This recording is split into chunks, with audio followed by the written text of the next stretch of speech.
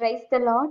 The best wishes to you and your family members in the name of God. దేవుని నామమునకు మహిమ కలుగును గాక. దేవుని నామం పేరట మీకును మీ కుటుంబ సభ్యులందరికీ శుభాభివందనములు. ఈరోజు దేవుని వాగ్దానము టుడే గాడ్స్ ప్రామిస్. అద్వితీయ సత్యవంతుడైన నిన్నును నీవు పంపిన యేసుక్రీస్తును ఎరుగుటయే నిత్య జీవము. యోహాను సువార్త 17వ అధ్యాయము 3వ వచనం. Eternal life is to know you, the only true God, and Jesus Christ whom you have sent. The book of John chapter 17 verses 3. క్రీస్తునందు ప్రియమైన సహోదరి సహోదరులారా, ఈ ఉదయకాల సమయంలోనూ దేవుడైన యెహోవా మనందరితో మాట్లాడుతున్నాడండి. చూడండి, యోహాను ద్వారా దేవుడు మనతో తెలియచేస్తున్న మాటలు ఏమిటి అంటే, అద్వితీయ సత్యవంతుడైన నిన్నును నీవు పంపిన యేసుక్రీస్తును ఎరుగుటయ్యే నిత్య జీవం అని మనందరితో తెలియజేస్తున్నాడండి. అవునండి, మనలను సర్వాన్ని సృష్టించిన మన యెహోవా తన కుమారుడైనటువంటి ప్రభువైన యేసుక్రీస్తును ఎవరైతే నిజముగా అంగీకరిస్తారో, ఆయనను తెలుసుకుంటారో వారికి నిత్య జీవము కలుగుతుంది. అంటే పరలోక సంబంధమైనటువంటి నిత్య జీవమును వారికి దొరుకుతుందని దేవుడు మాట్లాడుతున్నాడు.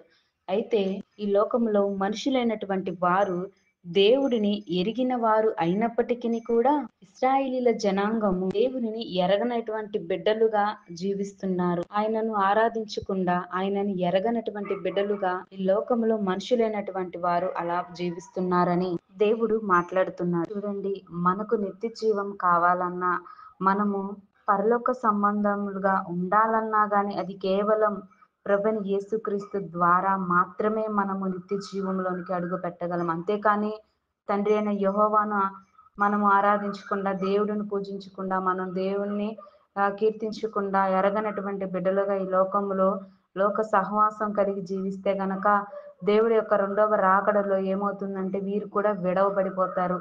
మరి నీతిమంతులు ఎవరైతే ఉంటారో విశ్వాసంగాను దేవుని కొరకు శ్రమలు అనుభవించి దేవుని కొరకు మాత్రమే నిరీక్షణ గలవారై ఉంటూ మరి ఎవరైతే జీవిస్తున్నారో దేవుడు వారిని తప్పకుండా తన నిత్య జీవంలోనికి వారిని నడిపించుకుంటాడు. దేవుని యొక్క రాకడలో ఆ యొక్క దేవుని యొక్క బోర విన్నప్పుడు వారు వారు ఎత్తబడతారు. దేవుని నమ్మనటువంటి వారు, దేవునిని ఎరగనటువంటి వారు మాత్రం విడవబడతారని దేవుడు మాట్లాడుతున్నాడు. వారికి 7 ఏండ్ల శ్రమ కాలం ఉంటుందని దేవుడు మాట్లాడుతున్నాడండి. చూడండి, అప్పుడు ఎన్నో శ్రమలు, ఎన్నో ఇబ్బందులు, ఇరుకులు, పరిస్థితులు, ఆహారం లేకపోవటం, ఇటువంటి పరిస్థితులన్నీ ఎదురవుతాయి. అందుకే దేవుడు ముందుగానే మాట్లాడుతున్నాడు.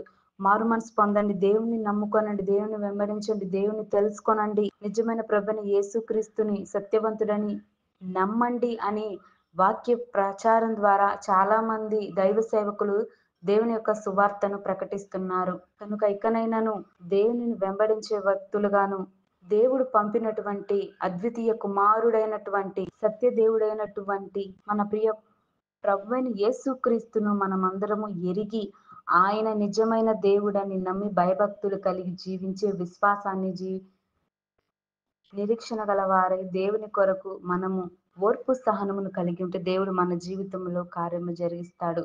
దేవుడు మనకు నిత్య జీవమునిస్తాడు. అక్కడ సుఖము ఉంటుంది, సంతోషము ఉంటుంది, ఆనందము ఉంటుంది. అంతేకాని వేదన, బాధ ఇవన్నీ నిత్య జీవములో ఉండవండి. అది పరలోక సంబంధం. అక్కడ పరలోక రాజ్యములో ఆనందం తప్ప మరి ఏమీ ఉండదు. దేవునితో సంతోషము, దేవునితో ఆనందము, యుగ యుగములు దేవునితో మనమందరము నిత్య జీవములో ప్రభుని యేసుక్రీస్తుతో ఉంటామని దేవుడు తెలియచేస్తున్నాడు ఈ రోజున. కనుక దేవుడి మాటలను దీవించి ఆశీర్వదించును గాక. ప్రార్థన. ప్రేమ కలిగిన దేవా, మా గొప్ప తండ్రి, నీకే వందనాలు స్తోత్రాలు చెల్లిస్తున్నాం ప్రభువా.